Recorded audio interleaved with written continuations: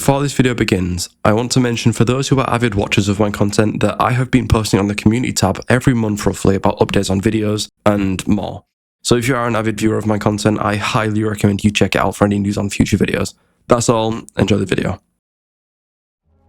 Dreamcore is an aesthetic that in recent years has gained a fairly large and dedicated fan base, for ideas such as the backrooms, liminal spaces and music. The backrooms popularised the notion of the Dreamcore aesthetic through the usage of uncanny and liminal spaces, with slight nostalgic properties ingrained into the photos, such as empty bowling alleys, stores and even desolate well-lit streets. To add to the effect of the backrooms' look, many music tracks from across the internet and many different artists were used as background audio for showcases of backrooms content or liminal spaces themselves, and a lot of them became synonymous for the genre, with the most well-known one being the song you are currently hearing in the background of this video. The song is known as It's Just a Burning Memory, and there are several more songs used in the background of liminal space content, but among all of them, there is a select few that nearly everyone already knows the name to, and the game they originally came from. The tracks are, as you may have guessed, C418's wonderful work on the Minecraft soundtrack. We are going to be delving into the liminality and abstract elegance of that such game. Ladies and gentlemen, welcome to the liminal horror and beauty of Minecraft.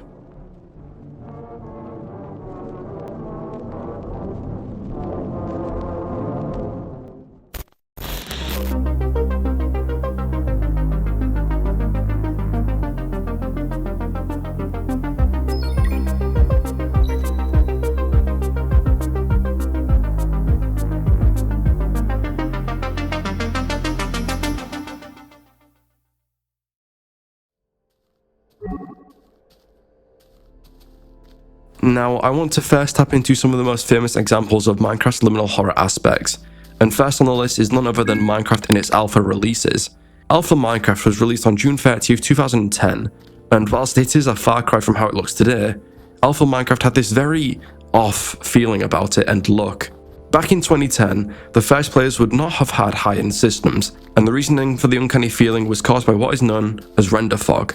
Without a powerful system, you would be forced to lower your render distance, allowing you to play the game without frame drops or crashes, but it came at a cost of having a thick, dense haze enveloping your world. Whilst on its own, the render fog is not terrifying to the average player. The idea of being watched, however, by a malevolent entity was more than enough to set paranoia deep within your mind. And to add to the uneasiness, all you needed to do is dig straight into the caves of Minecraft Alpha. For those who have played Minecraft, you will be well aware of the many creepy and unnerving sounds that can be encountered in the caves. On top of that, there is the confusing tale of both Disk 11 and Disk 13, and often, when using what's known as an audio spectrogram, a tool used to visualize audio frequencies, there is hidden messages to be uncovered. After analysing through all the cave sounds, I have found that both Cave 14 and Cave 21 have messages hidden away out of sight. Cave 14 sounds like this.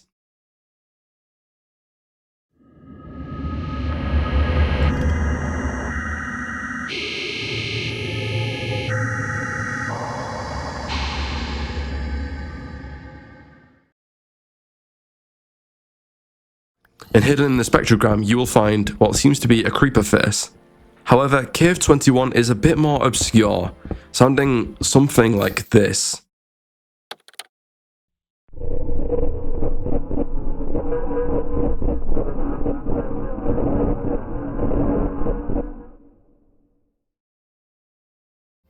Now, for those who didn't hear it, I'm going to play it once more for you.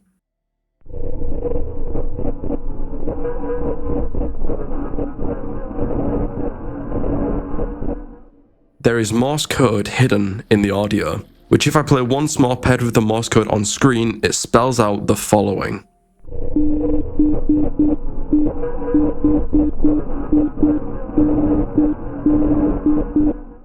Minecraft's cave sounds are, like mentioned, creepy and unnerving, but the story of Disk 11 and 13 are an odd case that isn't really explained at any point in the game, or online with a concrete reasoning for their existence in-game. But listening to them, it is well known that they are unnerving and creepy, but some of the horror from Minecraft doesn't just come from the game itself. August 2010. An anonymous post is made on 4chan, with a photo attached to its description, and that photo is the following image. We all know this image, and we all know who Herobrine is. And for those who are unaware, Herobrine is not real, and never had been. But back in 2010, when the photo first popped up, all it took was one look at it, and perceptions of the render fog were shifted from that of just normal fog to an obscuring mist hiding a dark entity, stalking you endlessly out of sight from a distance. The original 4chan post had a short story about the anonymous user's experience with Herobrine, and a snippet reads as follows. I had recently spawned a new world in single-player Minecraft. Everything was normal at first as I began chopping down trees and crafting a workbench. I noticed something moving amongst the dense fog. I have a very slow computer, so I have to play with a tiny render distance. I thought it was a cow, so I pursued it, hoping to grab some hides for armor. It wasn't a cow though. Looking back at me was another character with the default skin, but his eyes were empty.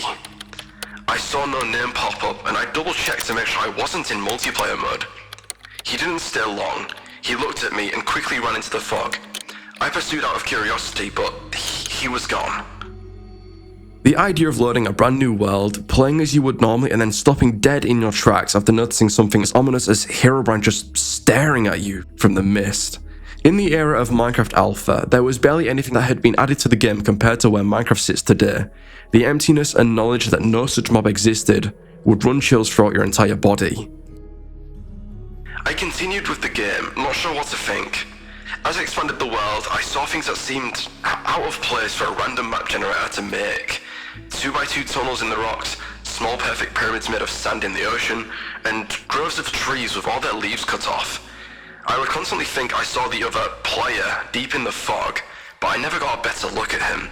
I tried increasing my render distance to far whenever I thought I saw him, but to no avail.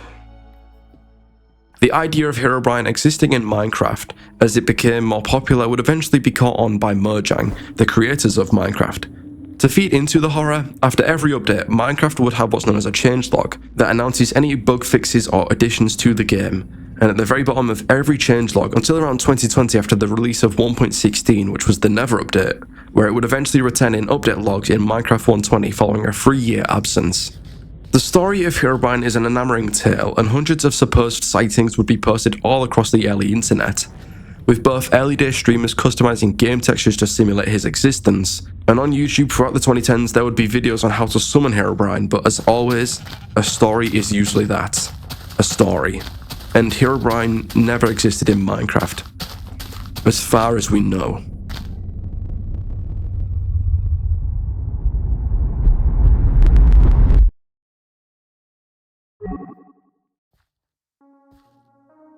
Minecraft has this allure about it, where all it takes is to look at a certain build or environment at just the right angle and you will be swept over with this feeling of nostalgic uncanniness. It is aided quite easily with the fog of Minecraft, but it can be achieved with modern versions too.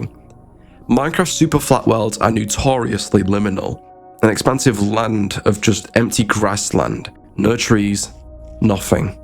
Villagers populate the super flat sparsely, but the only mobs you'll find are the villagers, maybe a cat and an iron golem, and that's it. The super flats are lifeless and terrifying places, but they hold nothing on the strongholds of the regular overworld.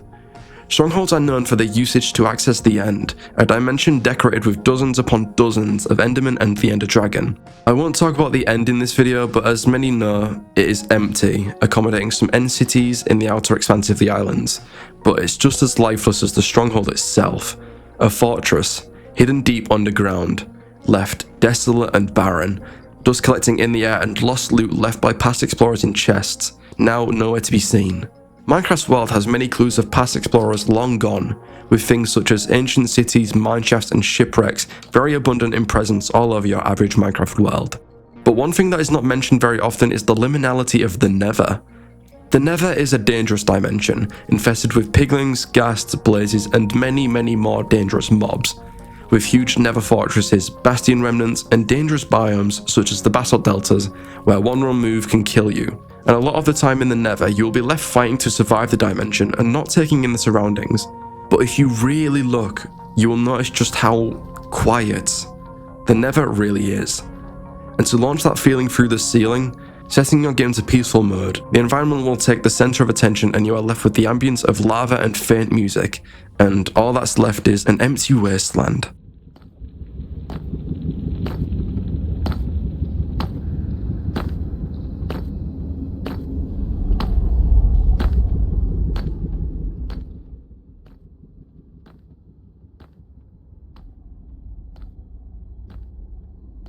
Nether in peaceful mode has almost little to nothing to offer than possibly netherite or loot from bastions and fortresses, but getting them is easy due to how quick and generous the life regeneration is and the fact you don't have a hunger bar that depletes.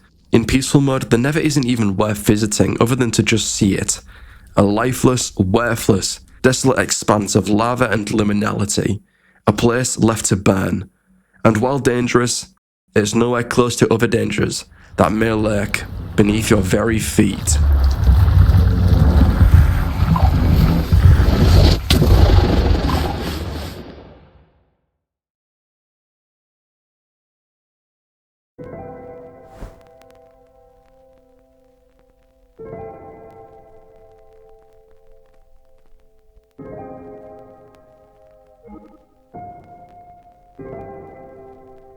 Now, the way this video's gone, it sounds like Minecraft could lend itself to be a horror game, but the reality is far, far in the opposite direction.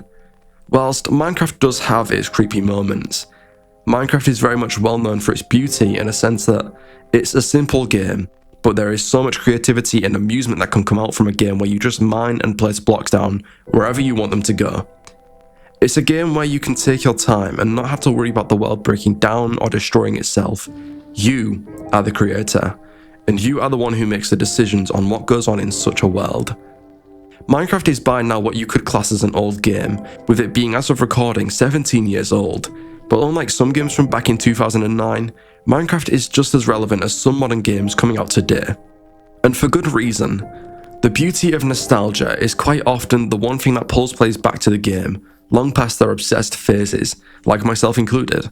Minecraft is one of those games where you can just play with your friends and enjoy it no matter what you do. The atmosphere the game creates is one of relaxation and ultimate tranquility, and a big aid in the atmosphere comes from C418's wonderful compositions for this game. C418, otherwise known as Daniel Rosenfeld, was the main composer for the game's soundtrack, and when creating the soundtrack for the game, he heavily focuses on the use of the piano to bring the music to life. And many of the most recognizable songs of the Minecraft OST have the piano front and center.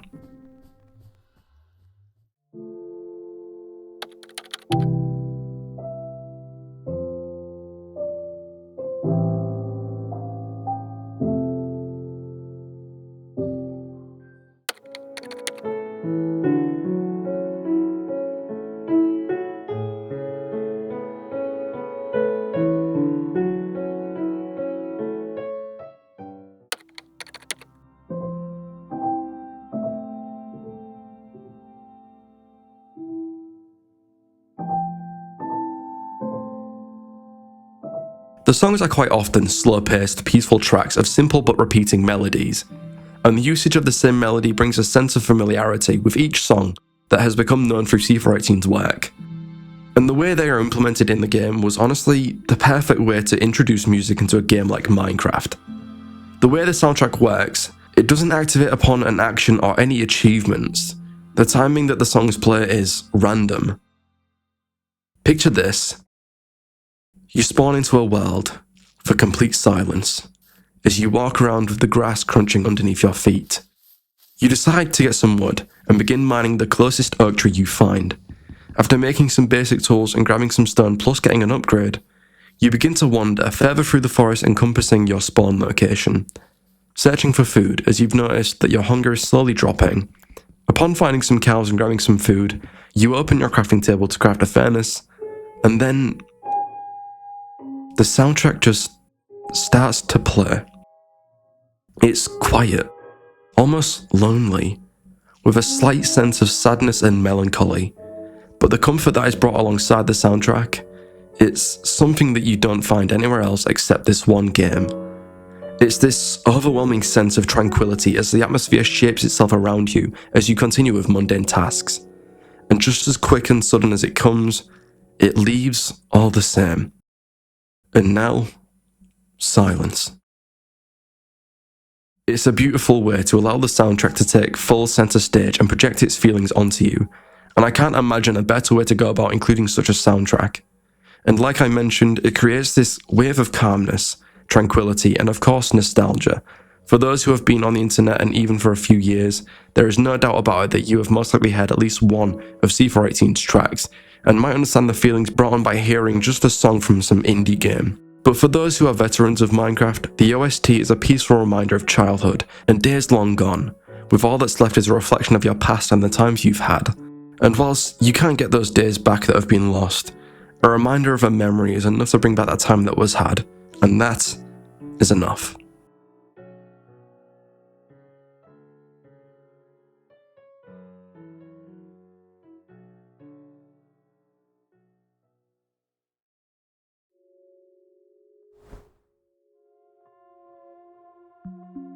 Minecraft is a game where you mine, build and craft your way to the end of the game, as many know and have experienced. But something that isn't thought about often is the fact that no one world is the same as the last. Minecraft's world generation works through a seed system, and these seeds are used to determine which biomes appear, what structures are present and where the strongholds may spawn, which creates a sense of randomness on every playthrough. Whilst you could always find a flat plains biome and build the same wooden hut, that's nowhere near as fun as finding a really cool and unique biome and using its resources specifically to build a home which fits in with the environment surrounding you. Spawn in a spruce forest, build a spruce rustic cottage. Spawn in the desert, build a pyramid. Spawn in the Arctic snowy plains, build a giant igloo. The possibilities are endless, and that ties back to the randomness of Minecraft's generation. You will never find the same structures exactly. Sure, you may find villages as they generate no matter what, but you will never get a village which looks identical to the last. The terrain and generation fluctuates heavily in some cases, and it can lead to some really cool verticality in structures. And it's not just the structures above ground. Mineshafts, caves, trail ruins, ancient cities, the list goes on. And creating a new world ensures you will find something different in every instance. One interesting thing that seeds do is also determine the terrain, and there are some insane seeds that can be located online. And some glitches can cause some really cool generation. For example, a while back was a seed I had forgotten about, but recently remembered, and it was a bug in Minecraft's terrain generation that caused an infinite, and I mean infinite, generating ravine, with the same ores, same lava pocket, and same patterns in the stone. And there is many of these seeds that can cause these weird terrain generations and structures. For example, this gigantic mine shaft. Mine shafts are tricky to navigate due to the similarity in the wooden support columns and tunnels, so I can only imagine the player who accidentally fell into this and realised that this mineshaft was never ending. And that is just the surface of this mystery. There can be repeating sections of trees, islands, and many other things, but the rarity of these seeds are exceptionally rare, as Minecraft has a 64-bit integer for seeds, which means, basically, Minecraft has roughly 18 quintillion different seeds possible. And the chances of ever finding one of these seeds randomly according to Google AI is roughly this number on screen. So essentially, near impossible unless you are extremely lucky. All it takes is a few clicks to come across one. So why not try your luck? Go and make another world and just play some Minecraft, like good old times.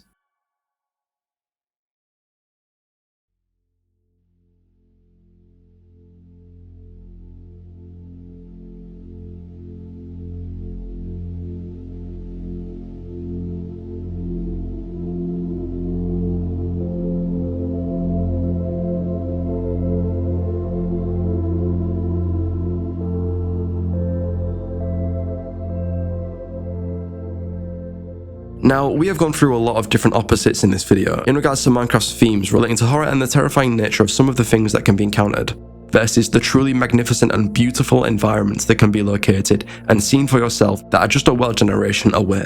And I want to give some of my personal thoughts now to end this video off. You may not like Minecraft, and I've met a few people in my life that have never been big fans, and that's okay. But Minecraft is something special to me, to you, and to many across the globe. And there is a reason why this game has the most sales in all the records. And Minecraft is responsible for bringing many big YouTubers to the place they are today. DanTDM is a big one for me. I grew up watching DanTDM's mod showcases since I was around 9 years old. And whilst I have grown out of dance content as 13 years have passed since that time, but every now and then, I'll throw on an old showcase or I'll watch a new one of his videos to relive my childhood for a little while. And there are many more YouTubers I watched, but it all links back to what I mentioned about nostalgia. Minecraft is a game where you can share hours upon hours with family, brothers, friends, and it's one of those core memories that you keep for life. And it's because one man in Sweden decided to make a simple block-based sandbox game. And because of that man, I grew up playing a game I still play regularly to this day. Minecraft is a game that excels age. You could be 40 years old and still enjoy Minecraft. You can play by yourself, or if you have them, you could possibly play with your kids. It doesn't matter, but what does matter is that this game is a legend that deserves to be on those record boards. It deserves to be the most sold game because it created an era for many, and has still made memories for the younger generation as of today. And may it continue for years to come. Thank you, Minecraft, making a young me happy. Thank you, Mojang, for keeping this game alive, and thank you for making it this far. And that's everything I have to say. Thank you for watching, good night, and I will see you in the next one.